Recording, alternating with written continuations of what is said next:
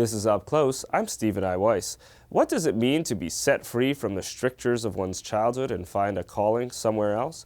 In the 1980s, many youths across America found meaning in music that was loud, hard, and fast, and a sense of community as well. Inc. magazine executive editor Jon Fine discusses his path in Your Band Sucks, What I Learned at Indie Rock's Revolution but Can No Longer Hear. And then, we've heard many individual stories of people who grew up in the ultra-Orthodox world and eventually left.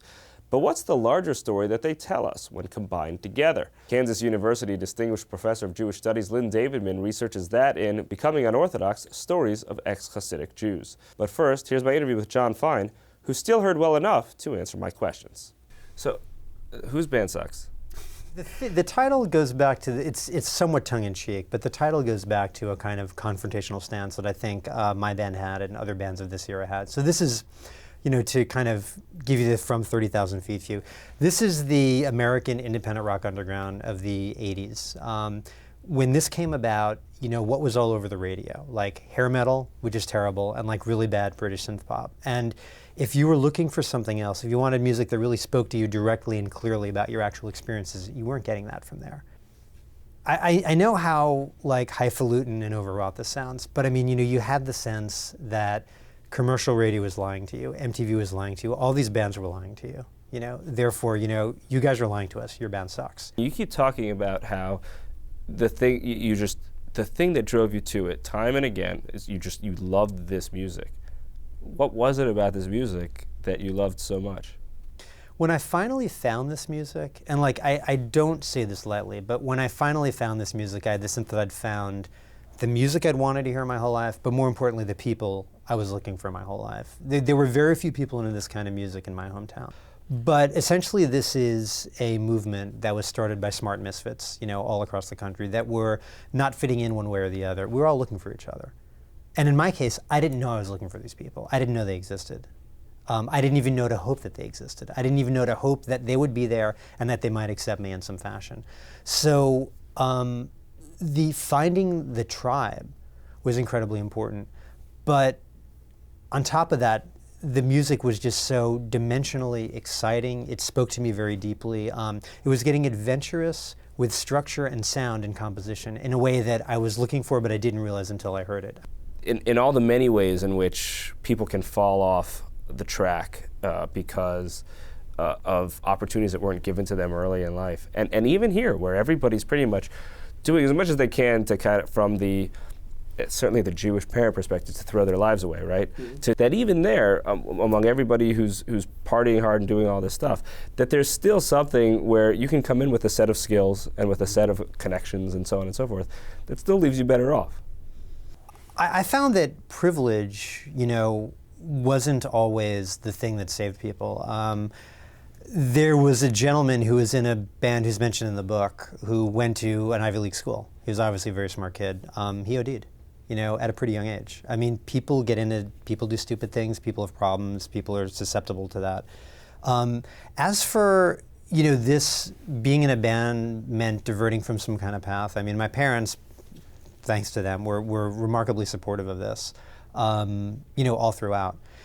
In large part, the American music underground of the 80s and 90s were essentially, not exclusively, but they were essentially collegiate kids, There was drinking because there's drinking, like there was smoking pot because I guess there was smoking pot. But I mean, if you compare it to any other rock movement, it's shocking how little sex there was, how little drugs there were. I mean, this whole experience, though, it was also very different from the typical rock experience where I think, you get swept up in this giant, like, there's a big record company and there's a manager. We did this all ourselves. Like we were booking the tours, we were loading and unloading the van every night. We didn't have a bunch of roadies. We didn't have a lot of groupies either, but what can you do?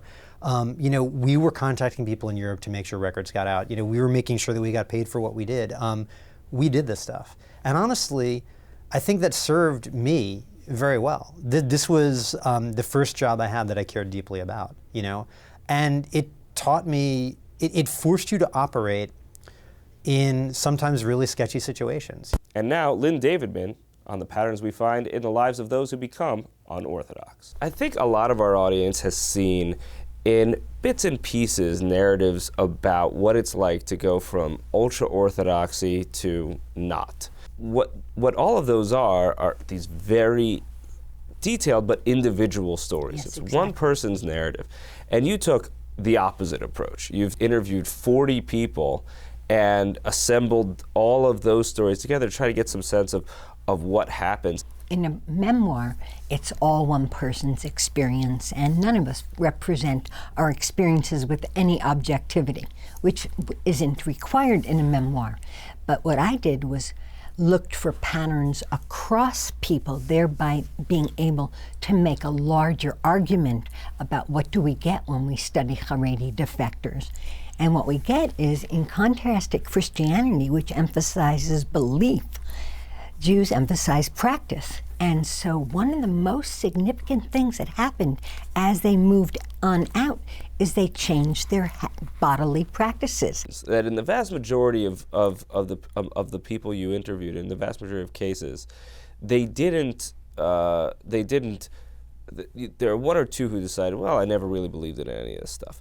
But for the vast majority of them, there's some moment, there's something, there's a divorce, a loss of a parent, an episode of abuse or something. There's this moment, and there's really, a lot of them can define it, that there was this moment when things changed. Absolutely. And things often might have changed for them when they were quite young, so they couldn't actually use that as an opportunity to leave, but it started them questioning. So in my book, I call them tears in the sacred canopy. So the sacred canopy is this overarching metaphor for what keeps the community inside. And if you are subjected to physical, sexual, emotional abuse, if you maintain contact with secular cousins and you see they're having great lives, they go skiing, they go water skiing, and God's not punishing them. Or if they happen to go to a hotel and see TV, all these things that introduce them to the secular world, or if their parents are at different levels of religiosity, say the father's a Haredi but the mother's modern, then they don't know what's the truth.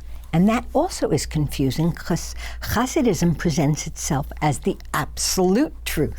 These 40 stories that you have, whereas I think the ones that have made headlines in the past have been with those who've found that breaking period to be particularly tumultuous and to involve a lot of really graphic problems.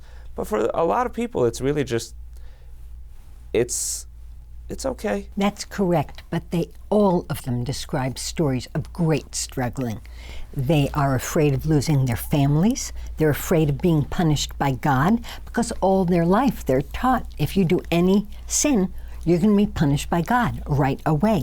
So they're afraid they'll lose their family. They're afraid they'll lose their community. They're afraid they will hurt their siblings' marriage chances because if there's a defector, there's a big D on the family's head, and so they don't make as good matches, their siblings. They're also unaware of how to make a life of their own. And it's easier to stay, so they spend years questioning, asking questions to rabbis, and not receiving satisfactory answers. That's all for this week's abbreviated web episode of Up Close. A reminder, you can see the full episode of Up Close on the Jewish channel on cable, or listen to the full audio of the show as a podcast, available on iTunes and your favorite podcast player. The Jewish channel is available on cable, Time Warner Cable Channel 1640, IOPLING Channel 505, RCN Channel 268, Cox Cable Channel 1, Bright House Channel 330, Verizon Fios Channel 900, and on Comcast on the on-demand menu on premium channels. For more information, visit tjctv.com.